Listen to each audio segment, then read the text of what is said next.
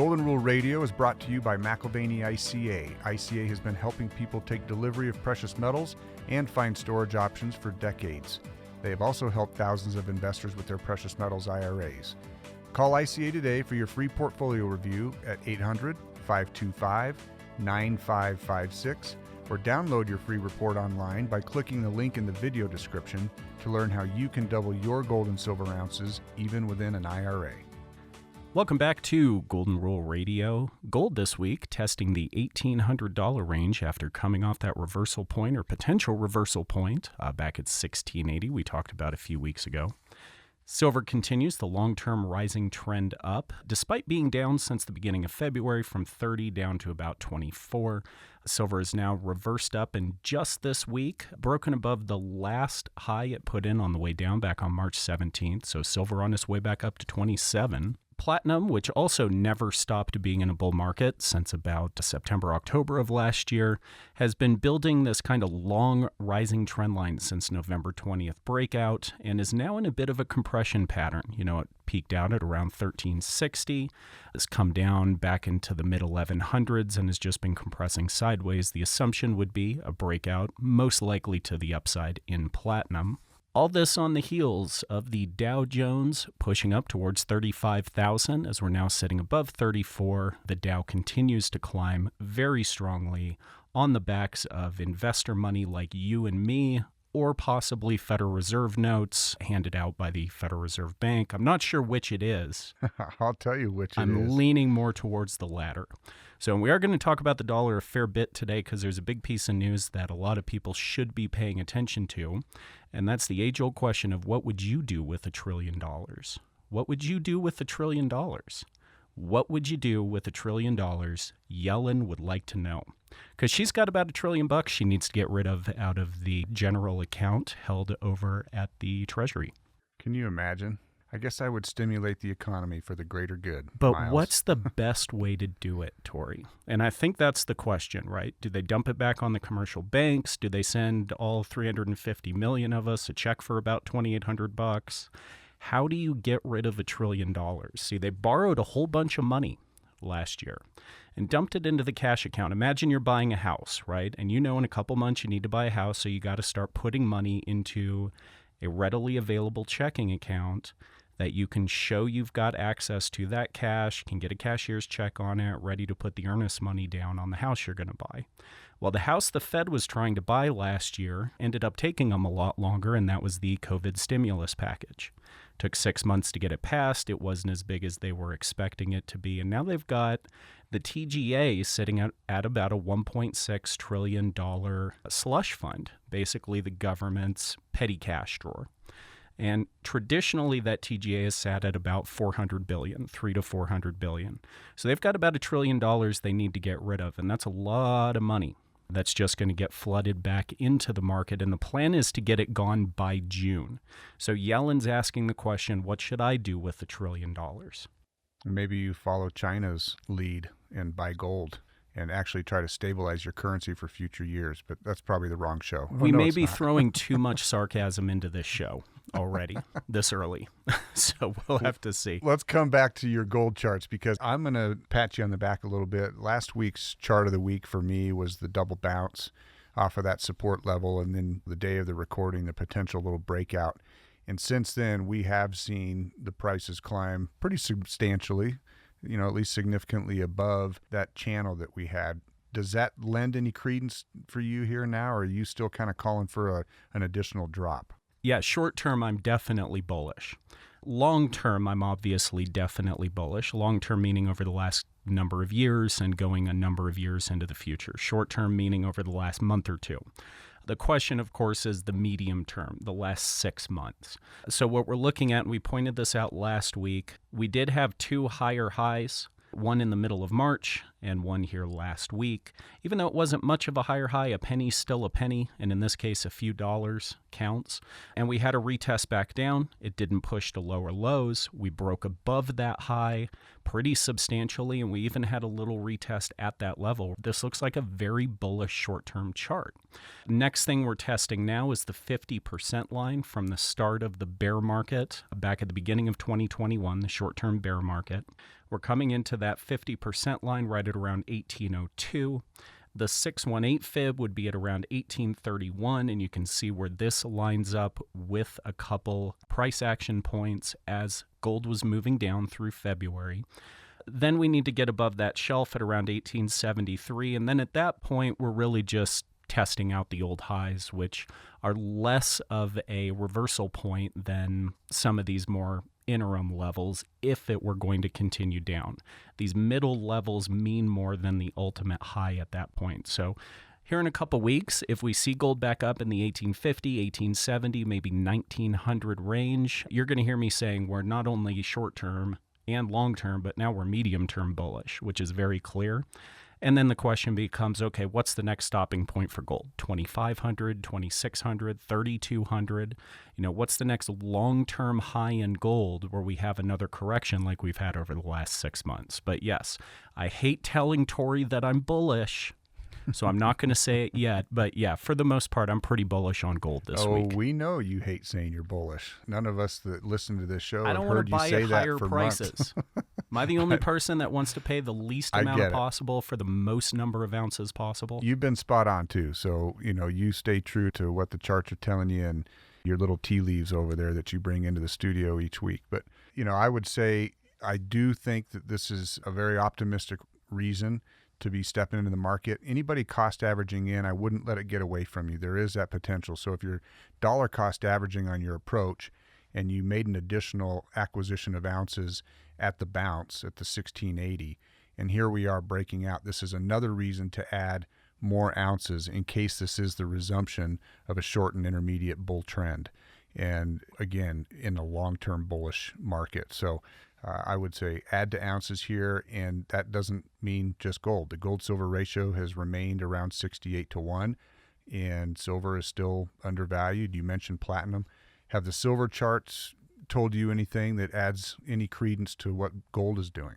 I think that's a really good point about adding value to your ounces right now, because one thing, I don't like the swings. A lot of people like swing trading, and a lot of people like looking for the swing pricing in markets, those real sharp turnaround points, because it gives you the opportunity on the very rare occasion you nail one correctly to pat yourself on the back.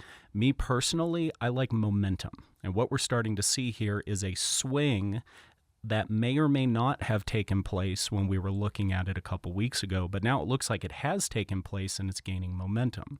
So for me, what I'm always looking for is to be 10% late. I'd rather be 10% late to the party, knowing that I've got the momentum on my side, than guess at the exact point and then find out that was just another bump or step on the staircase on the way down. So I do really like gold pricing right now, and it's the perfect transition to silver because that's all we've seen in silver going forward. Silver in that medium term has never turned bearish, and I'm always talking short term, medium term, long term. Long term gold never turned bearish. Medium term it did. Long term silver turned bullish in 2020. And it never turned medium bearish. It never really turned short-term bearish. It's just continued bouncing up against this rising trend line. So we're looking at silver now just putting in more and more higher lows. And we put in that last higher low at the very end of September, beginning of April. We had a last high at March 17th, as I mentioned in the opening, and we just broke above that by not much, a few pennies, but it still counts today. So silver is the perfect example of just looking for these momentum entry points in relation to what the gold and silver ratio is doing and adding to ounces when you have these slight pullbacks along these trend lines. The only issue that you have, a little bit of headwind on the silver piece, is the premiums and the supply, right? So with the supply and demand, we've talked about this the last couple of weeks. I would do your due diligence in terms of premiums. There are ways to avoid it. 1,000-ounce bar right now in storage or an IRA account makes you pretty much immune to those premiums. So give us a call and we can strategize with you the best way to acquire the physical silver, because you don't want to be chasing a pretty product and overpaying in an unusual market. What about platinum? Platinum is an even better example of the exact same story. So we're looking at a bear market bottom September, October last year. So in an even shorter time frame, you're seeing a more concise picture. Breakout above the old bear market highs. So as the declining highs were happening through October, November, and then finally we had that breakout on November 20th. And since we've had that breakout on November 20th, platinum has just built a rising channel line going up. Now we did have, let's call it an overextension to the upside on platinum around about, let's say, February, March of this year. So we've had a bit of a correction down, compression back down to around 1200 where platinum sits now. But given the nature of that medium to long-term bull market rise in platinum floor, it's very likely we're going to see that breakout to the upside. So I think platinum is on the way up. I think silver is on the way up and never really stopped being on the way up. And now I think gold is going to, which had led the charge to begin with, gave platinum and silver a chance to play a bit of catch up as it's taken this break over the last few months. Gold is now going to join the rest of the metals marching up going into the foreseeable future. So transitioning over to the dollar, because that's what drives so much of this, dollar, inflation, debt, some of the fundamentals.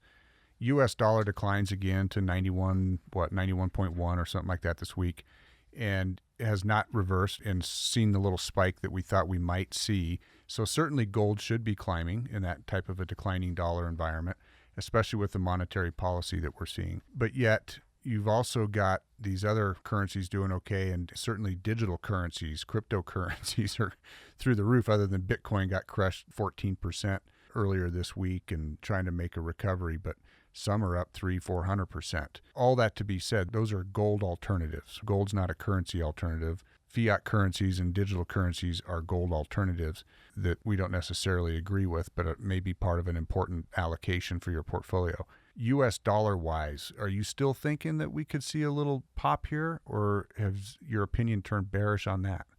Short term, I'm starting to get hesitant again. I mean, we did see a pop, right? We went from about 88, 89 all the way up to 93, 94, but we never really put in any type of higher movement. In fact, we stayed pretty substantially below the previous highs on the way down, kind of mid-2020 highs, around 95, and we've had a huge turn down. I mean, the dollar's down over 2.5% just since March 31st, so just over the last 3 weeks.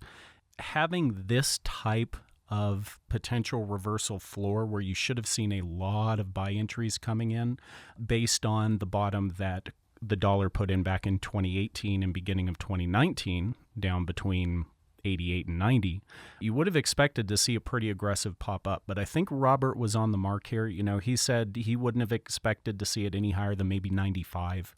We came a little bit shy of that. Personally, I would have liked to see it reverse even more. I like big reversals, especially in a very clear upwards or downwards trend. In this case, the dollar's been in a downward trend since 2017.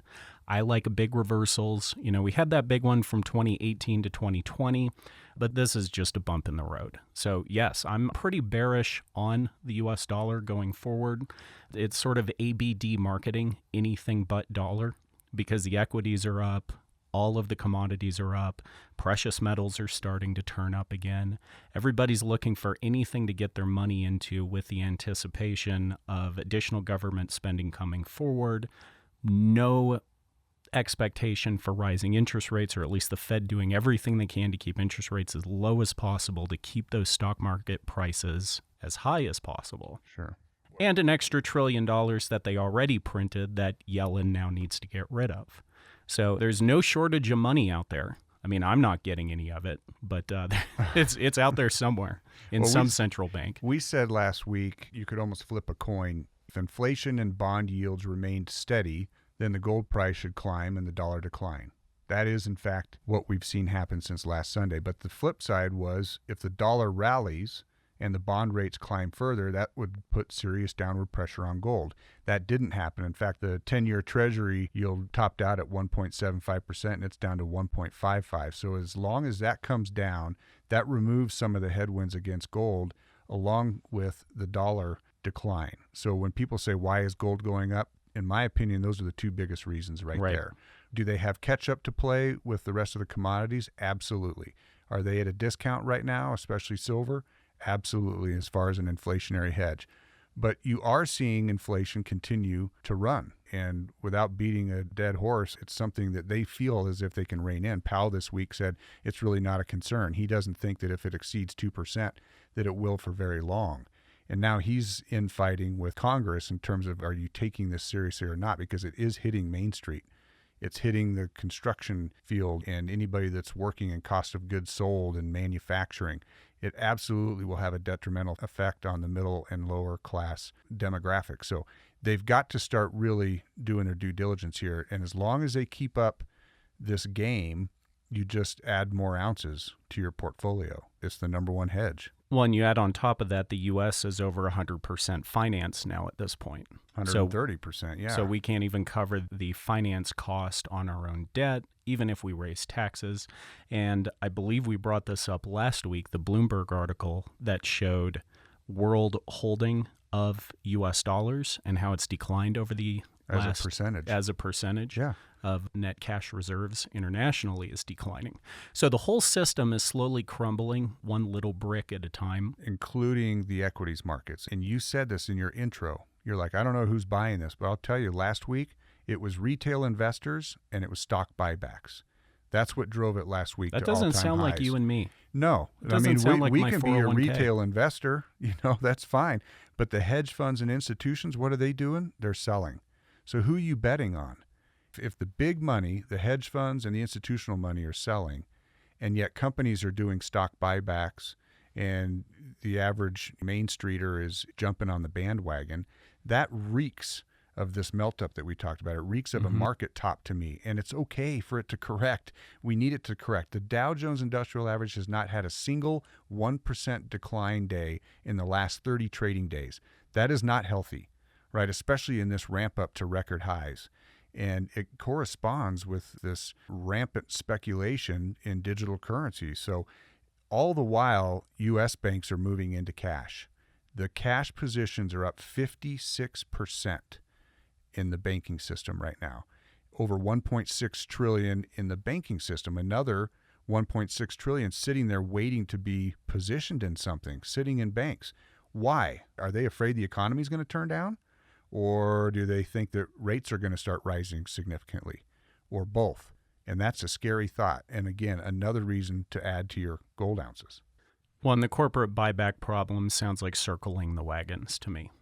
To me personally, it feels like that's anticipatory of something that they know could cause severe damage. And they're doing whatever they can to retain as much direct ownership as they can to hopefully ride out that type of storm. So take that for what it's worth, but what are you doing to circle your own wagons? Well, I'll tell you what the Federal Reserve's doing is they're just buying more securities.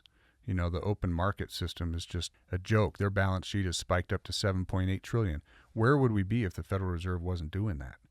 And what are they doing with the money that they make on the return? Where is that money going? Well, it's pretty easy. I mean, the Dow would be at 18,000. Right. Well, and interest rates would be where? They have to do that in order to manipulate the interest rates down. And I get it. You got to try to drive economic recovery. But what happens when fears actually become a realization of an inflationary depression? And that's what they're building towards. The Great Depression was a deflationary depression. And Don McIlvaney has said for decades, the next one's going to be, because of Keynesian economics, an inflationary depression, unlike what we've ever seen. And on top of that, what happens in terms of bailing out? What's their next step when it gets out of control? That's when you see things like war and major unsettling. And even this week, Strategic Command says the U.S. must prepare for nuclear war. Did we just go back 30 years, 3 decades in the rhetoric here, where this tension with Russia is building? And just keep in mind that as you watch all commodities prices climb and you look at life get more expensive and you look at wages and it's not keeping up, unemployment numbers are staying steady, and yet employers can't find employees. And so wages are starting to climb a little bit, which is good, but that's because there's too much competition in the market. People either are too comfortable on the unemployment they're receiving, or they don't feel like that job is going to be able to make ends meet. But regardless, the job market is starting to get in a dangerous situation. And so all of this, again, building up to the fact that keep doing what you've been doing, be prudent, be a good steward of your assets, save them in something other than the currency, and be careful of the equities markets. Sounds pretty simple. How do we convince people to do it? I'd recommend swinging by our website at McIlvaney.com, finding us on Twitter for additional information at ICA Gold, or on Facebook at McIlvaney Financial. And the best way to do it is to sit down and have a personal conversation about your and your family's assets with one of the advisors at McIlvaney ICA. We can be reached at 1-800-525-9556. Thanks for listening. Have a great week.